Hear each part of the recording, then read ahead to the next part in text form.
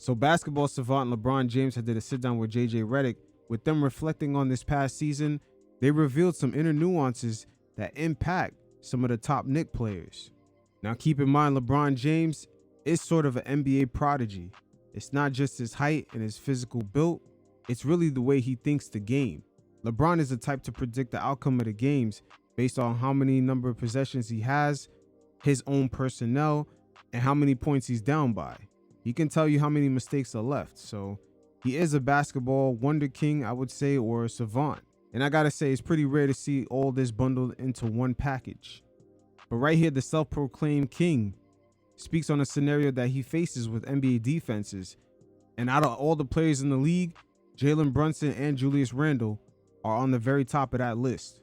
You guys check it out, and every once in a while, I'll check in.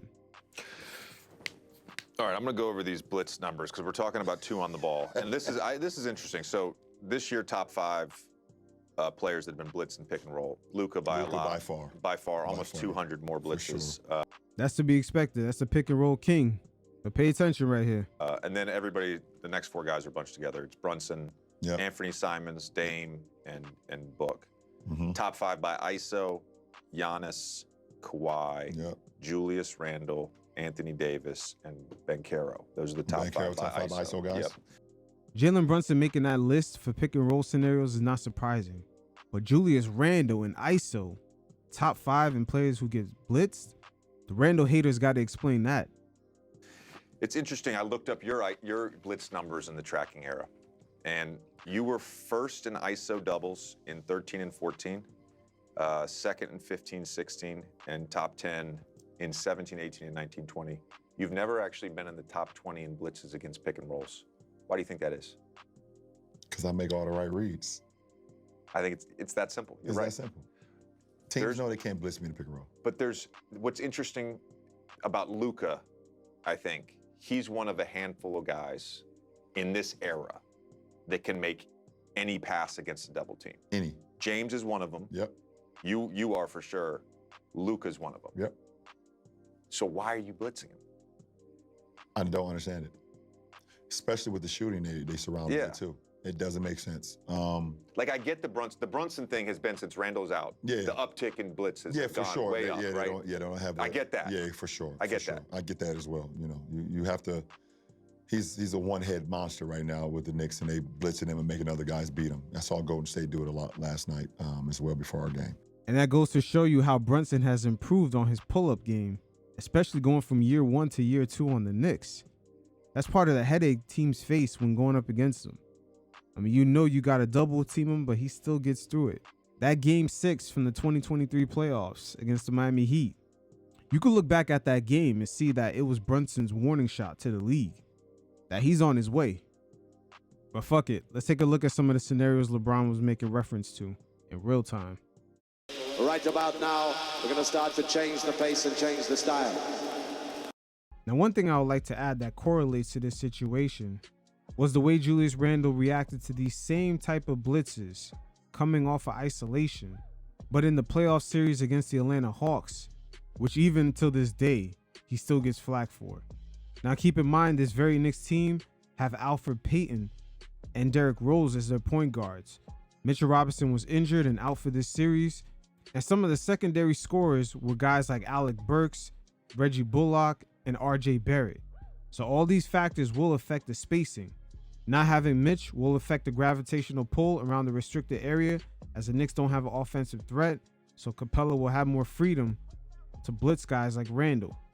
And of course, not having any shooters could easily cause this defense to collapse.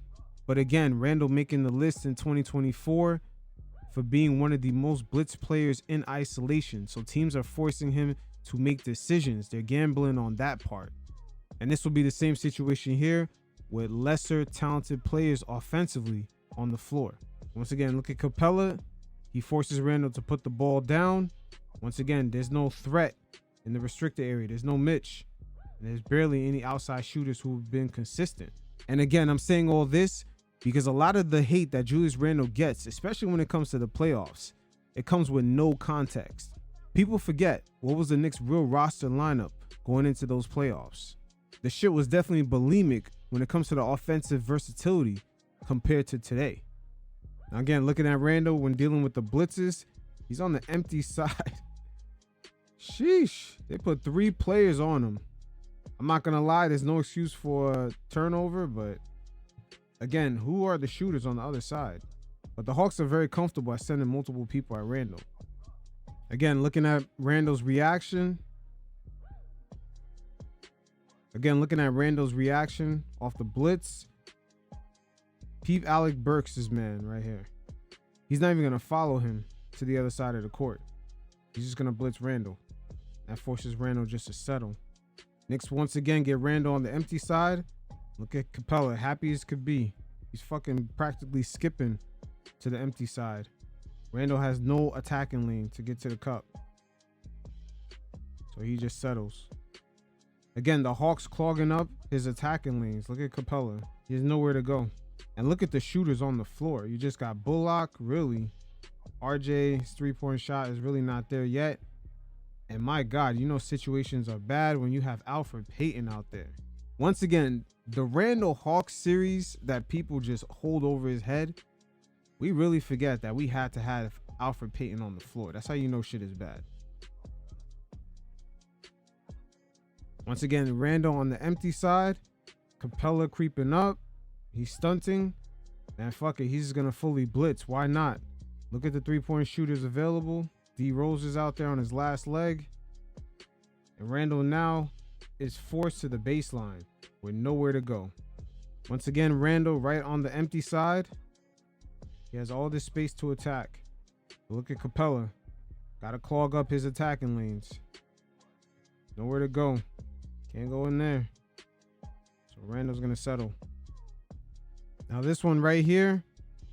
Randle, once again, his attacking lane is clogged up. Capella at the time was kind of a shot blocker. Taj Gibson is not really a aerial threat. Randle leaving off his feet trying to make this pass. That's really going to fall on him, but he doesn't have much options. I'm not going to lie. You see, with the Hawks knowing that the Knicks don't have an aerial threat, it makes it easier for Capella to clog up Randle's attacking lane. See, there's no alley threat. If Mitch was there, this could have been an alley threat right here. But fast forward to the 2024 Knicks team. You can have McHale right here. You're going to have Brunson. You have much more options, and you have OG in the corner. So Randle's looks are going to be a lot different. And you really see the difference between that Kemba Walker season to when Brunson came. Randle had a much more efficient season. As right here, he has to settle. So right here, RJ Barrett is going to clear out the empty side for Randle to attack it. And you're going to see Capella and others continue to clog up Randle's ability to get to the cup. So he has nowhere to go. Once again, Taj, not really a threat. But Randle didn't have to lose his dribble right here. He could have maintained it and possibly make something happen. But this just makes Randle settle for a step back. So right here, we're really seeing Randle with decision making under poor spacing conditions. Just even RJ kind of in this flare screen right here. Herdia does not fully even commit on RJ. He kind of still is stunted in. Look at this spacing right here. Randle still has nowhere to go because no one's really a threat. Look at Herdia. He's still stunted in. RJ is wide open, but he doesn't really have to respect it. And Randle just settles for a tough shot. Again, looking at Randle's decision making with poor spacing, we see the closeout completely clogging up his attacking lane, and nobody's even recovering to the 3-point shooters. So that slight hesitation, shot clock now winding down. Randle just settles for a tougher shot. Randle right here needing a bit more patience. Instead of taking that step forward, you know, Capella is going to be that threat to prevent him from getting to the rim. Should have took more of a step to the side to lead him on to get Taj more open, but he attacks him. But again, we've seen this type of growth from Randle in the 2024 kind of 15-game stretch that we had with OG when he first came to the team. That sort of let the game come to you flow. Randle was more patient.